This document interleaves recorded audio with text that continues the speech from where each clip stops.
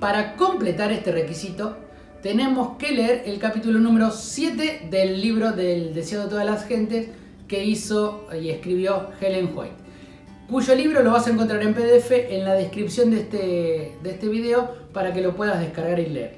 Pero también vamos a poder escucharlo como si fuese un audiolibro. Entonces, si tenés tu cuaderno acá, genial. Si no lo tenés, anda a buscarlo, así podemos tomar apuntes y completar este requisito. ¿Cómo lo vamos a hacer?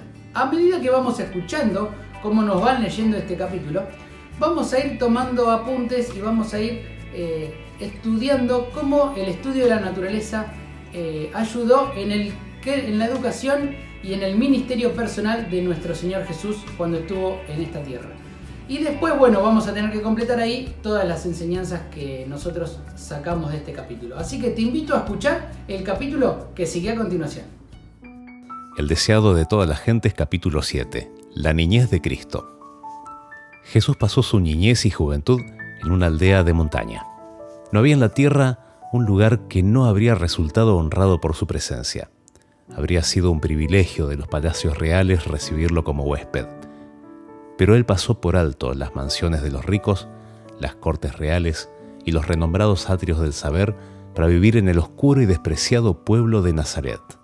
Es admirable por su significado el breve relato de los primeros años, y el niño crecía y fortalecía y se henchía de sabiduría y la gracia de Dios era sobre él. En el resplandor del rostro de su padre, Jesús crecía en sabiduría y en edad y en gracia para con Dios y los hombres.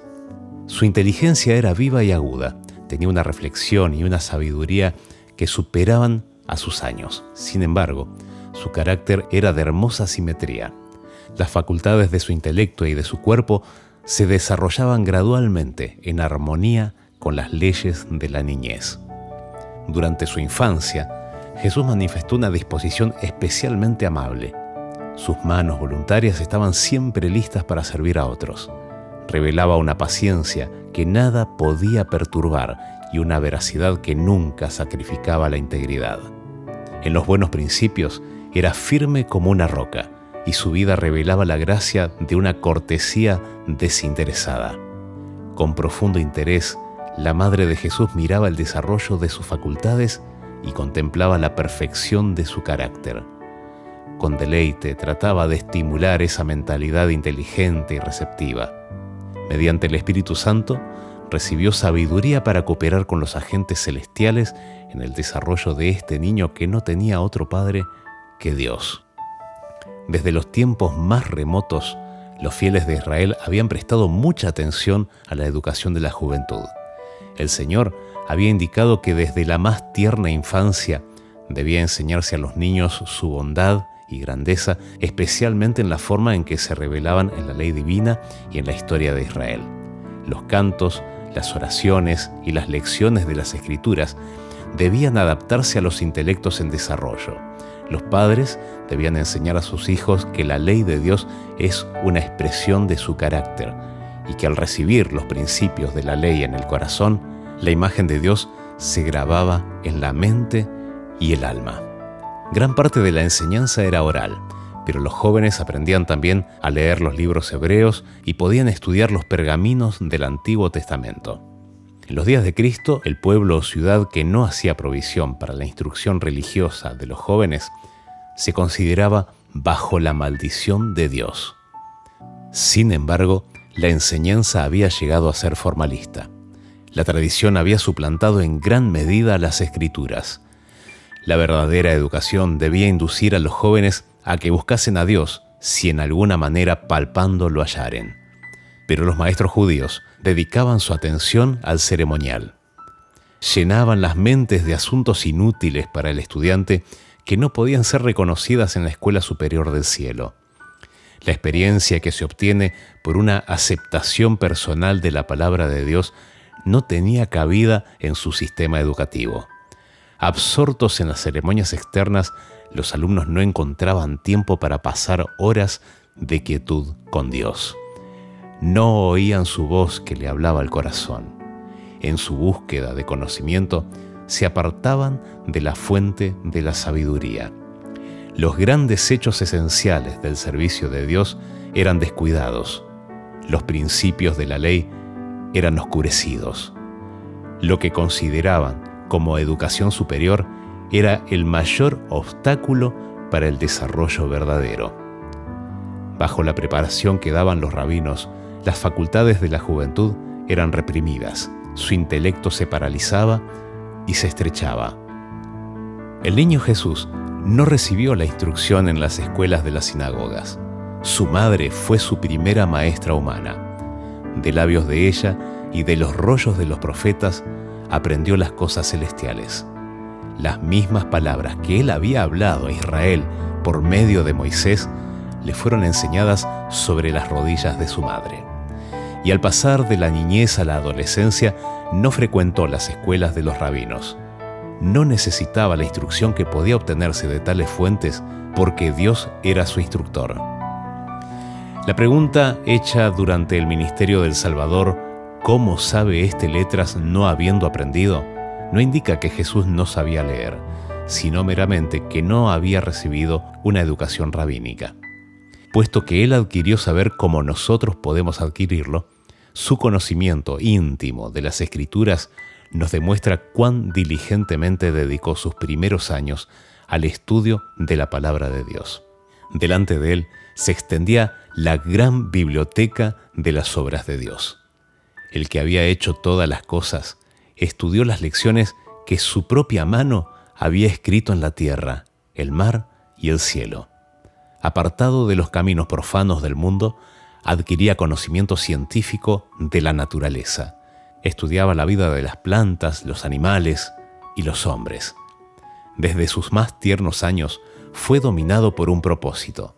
Vivió para beneficiar a otros. Para eso hallaba recursos en la naturaleza. Al estudiar la vida de las plantas y de los animales, concebía nuevas ideas de los medios y modos de realizarlo. Continuamente trataba de sacar de las cosas que veía ilustraciones con las cuales presentar los vivos oráculos de Dios. Las parábolas mediante las cuales durante su ministerio le gustaba enseñar sus lecciones de verdad demuestran cuán abierto estaba su espíritu a la influencia de la naturaleza y cómo había obtenido enseñanzas espirituales de las cosas que lo rodeaban en la vida diaria. Así se revelaba a Jesús el significado de la palabra y las obras de Dios mientras trataba de comprender la razón de las cosas que veía. Lo acompañaban los seres celestiales y se gozaba cultivando santos pensamientos y comuniones. Desde el primer destello de la inteligencia estuvo constantemente creciendo en gracia espiritual y conocimiento de la verdad. Todo niño debe aprender como Jesús. Mientras tratemos de familiarizarnos con nuestro Padre Celestial mediante su palabra, los ángeles se nos acercarán, nuestro intelecto se fortalecerá, nuestro carácter se elevará y refinará. Llegaremos a ser más semejantes a nuestro Salvador. Y mientras contemplemos la hermosura y grandiosidad de la naturaleza, nuestros afectos se elevarán a Dios. Mientras el espíritu se prosterna asombrado, el alma se vigoriza poniéndose en contacto con el Ser Infinito mediante sus obras. La comunión con Dios por medio de la oración desarrolla las facultades mentales y morales y las espirituales se fortalecen mientras cultivamos pensamientos relativos a las cosas espirituales. La vida de Jesús estuvo en armonía con Dios. Mientras era niño, pensaba y hablaba como niño, pero ningún vestigio de pecado mancilló la imagen de Dios en él. Sin embargo, no estuvo exento de tentación. Los habitantes de Nazaret eran proverbiales por su maldad. La pregunta que hizo Natanael, ¿de Nazaret puede haber algo bueno?, demuestra la poca estima en que se los tenía generalmente. Jesús fue colocado donde su carácter iba a ser probado. Le era necesario estar constantemente en guardia a fin de conservar su pureza. Estuvo sujeto a todos los conflictos que nosotros tenemos que arrostrar a fin de sernos un ejemplo en la niñez, la adolescencia y la edad adulta. Satanás fue incansable en sus esfuerzos por vencer al niño de Nazaret. Durante sus primeros años, Jesús fue guardado por los ángeles celestiales. Sin embargo, su vida fue una larga lucha contra las potestades de las tinieblas. El que hubiese en la tierra una vida libre de la contaminación del mal era algo que ofendía y dejaba perplejo al príncipe de las tinieblas. No dejó de probar medio alguno de entrampar a Jesús. Ningún hijo de la humanidad tendrá que llevar una vida santa en medio de tan fiero conflicto con la tentación como nuestro Salvador. Los padres de Jesús eran pobres y dependían de su trabajo diario para su sostén. Él conoció la pobreza, la abnegación y las privaciones. Eso fue para él una salvaguardia. En su vida laboriosa no había momentos ociosos que invitasen a la tentación. No había horas vacías que preparasen el camino para las compañías corruptas. En cuanto le era posible, cerraba la puerta al tentador. Ni la ganancia, ni el placer, ni los aplausos, ni la censura podían inducirlo a consentir en un acto pecaminoso. Era sabio para discernir el mal y fuerte para resistirlo. Cristo fue el único que vivió sin pecar en esta tierra. Sin embargo, durante casi 30 años moró entre los perversos habitantes de Nazaret. Este hecho es una reprensión para los que creen que dependen del lugar, la fortuna o la prosperidad para vivir una vida sin mácula. La tentación, la pobreza, la adversidad son la disciplina que se necesita para desarrollar pureza y firmeza. Jesús vivió en un hogar de artesanos y con fidelidad y alegría desempeñó su parte en llevar las cargas de la familia. Había sido el generalísimo del cielo y los ángeles se habían deleitado cumpliendo su palabra. Ahora era un siervo voluntario, un hijo amante y obediente. Aprendió un oficio y con sus propias manos trabajaba en la carpintería con José. Vestido como un obrero común, recorría las calles de la pequeña ciudad yendo a su humilde trabajo y volviendo de él.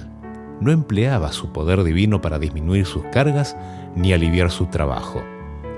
Mientras Jesús trabajaba en su niñez y juventud, su mente y cuerpo se desarrollaban. No empleaba temerariamente sus facultades físicas, sino de una manera que las conservase en buena salud a fin de ejecutar el mejor trabajo en todo ramo. No quería ser deficiente ni aún en el manejo de las herramientas. Fue perfecto como obrero, como lo fue en su carácter. Por su ejemplo, nos enseñó que es nuestro deber ser laboriosos y que nuestro trabajo debe cumplirse con exactitud y esmero y que una labor tal es honorable. El ejercicio que enseña a las manos a ser útiles y prepara a los jóvenes para llevar su parte de las cargas de la vida da fuerza física y desarrolla toda facultad. Todos deben hallar algo que hacer benéfico para sí y para otros. Dios nos asignó el trabajo como una bendición, y solo el obrero diligente halla la verdadera gloria y el gozo de la vida. La aprobación de Dios descansa con amante seguridad sobre los niños y jóvenes que alegremente asumen su parte en los deberes de la familia y comparten las cargas de sus padres. Los tales, al salir del hogar, serán miembros útiles de la sociedad. Durante toda su vida terrenal, Jesús trabajó con fervor y constancia. Esperaba mucho resultado, por lo tanto intentaba grandes cosas. Después que hubo entrado en su ministerio, dijo: «Conviéneme obrar las obras del que me envió, entre tanto que el día dura. La noche viene, cuando nadie puede obrar». Jesús no rehuyó los cuidados y la responsabilidad como los rehuyen muchos que profesan seguirlo. Y debido a que tratan de eludir esta disciplina, muchos son débiles y faltos de eficiencia. Tal vez posean rasgos preciosos y amables, pero son cobardes y casi inútiles cuando se han de arrostrar dificultades y superar obstáculos. El carácter positivo y enérgico, sólido y fuerte que manifestó Cristo debe desarrollarse en nosotros mediante la misma disciplina que Él soportó. Y a nosotros se nos ofrece la gracia que Él recibió. Mientras vivió entre los hombres, nuestro Salvador compartió la suerte de los pobres. Conoció por experiencia sus cuidados y penurias y podía consolar y estimular a todos los humildes trabajadores. Los que tienen un verdadero concepto de la enseñanza de su vida no creerán nunca que deba hacerse distinción entre las clases, que los ricos han de ser honrados más que los pobres dignos. Jesús trabajaba con alegría y tacto. Se necesita mucha paciencia y espiritualidad para introducir la religión de la Biblia en la vida familiar y en el taller, para soportar la tensión de los negocios mundanales y, sin embargo, continuar deseando sinceramente la gloria de Dios. En esto, Cristo fue un ayudador. Nunca estuvo tan embargado por los cuidados de este mundo que no tuviese tiempo o pensamientos para las cosas celestiales. A menudo expresaba su alegría cantando salmos e himnos espirituales. A menudo los moradores de Nazaret oían su voz que se elevaba en alabanza y agradecimiento a Dios. Mantenía comunión con el cielo mediante el canto, y cuando sus compañeros se quejaban por el cansancio, eran alegrados por la dulce melodía que brotaba de sus labios. Sus alabanzas parecían ahuyentar a los malos ángeles y, como incienso, llenaban el lugar de fragancia. La mente de los que lo oían se alejaba del destierro que aquí sufrían para elevarse a la patria celestial. Jesús era la fuente de la misericordia sanadora para el mundo, y durante todos aquellos años de reclusión en Nazaret, su vida se derramó en raudales de simpatía y ternura. Los ancianos, los tristes, los apesadumbrados por el pecado, los niños que jugaban con gozo inocente, los pequeños seres de los vergeles, las pacientes bestias de carga, todos eran más felices a causa de su presencia. Aquel cuya palabra sostenía los mundos podía agacharse a aliviar a un pájaro herido. No había nada tan insignificante que no mereciese su atención o sus servicios. Así, mientras crecía en sabiduría y estatura, Jesús crecía en gracia para con Dios y los hombres. Se granjeaba la simpatía de todos los corazones, mostrándose capaz de simpatizar con todos. La atmósfera de esperanza y valor que lo rodeaba hacía de él una bendición en todo hogar. A menudo, en la sinagoga, los sábados, se le pedía que leyese la lección de los profetas, y el corazón de los oyentes se conmovía al ver irradiar una nueva luz de las palabras familiares del texto sagrado. Sin embargo, Jesús rehuía la ostentación. Durante todos los años de su estada en Nazaret, no manifestó su poder milagroso. No buscó ninguna posición elevada ni asumió títulos. Su vida tranquila y sencilla, y aún el silencio de las Escrituras acerca de sus primeros años, nos enseñan una lección importante. Cuanto más tranquila y sencilla sea la vida del niño, cuanto más libre de excitación artificial y más en armonía con la naturaleza, más favorable será para el vigor físico y mental y para la fuerza espiritual. Jesús es nuestro ejemplo. Son muchos los que se espacian con interés en el periodo de su ministerio público, mientras pasan por alto las enseñanzas de sus primeros años.